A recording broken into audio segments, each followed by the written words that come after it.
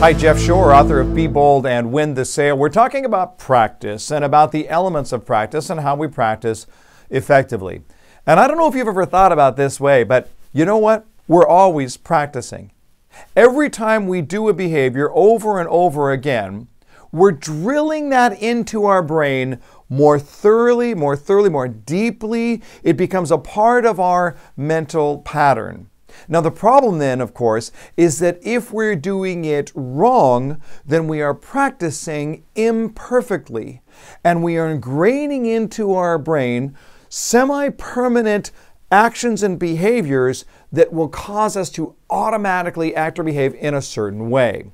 So I've used the example, for example, of swinging a golf club.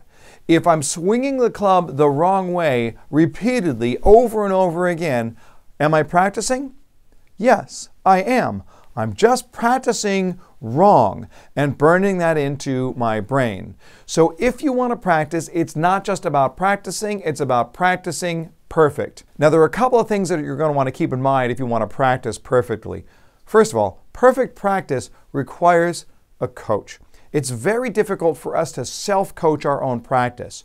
So that coach can be a peer on the sales team, it can be your sales manager, it could be an outside trainer, it could be your own spouse, but it's got to be somebody who can watch for very specific things. So we find a coach to be able to help us determine whether we're practicing perfectly. But another way to do that is to be able to make sure that as you're practicing perfectly, that you're paying attention to simulating the sales environment as well as you possibly can. So for example, if you regularly stand up during your sales presentation, don't practice sitting down, because the delivery is going to be about your entire person, not just your voice. If you regularly, as part of your sales presentation, use sales tools, make sure you practice using those sales tools. So when you practice perfectly, you want to simulate that environment as best you can. Then the third idea is to practice in the mental environment. It's not just a matter of practicing by standing up or by using the tools, but you want to put yourself mentally in that moment. So there's a visualization that goes with practicing perfectly.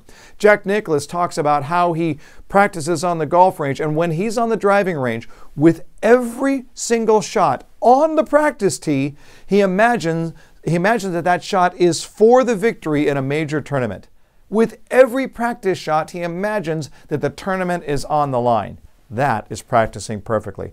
Practice perfectly and you'll build the good skills. The good skills are what you need to build the perfect presentation. The perfect presentation is what you need to change someone's world.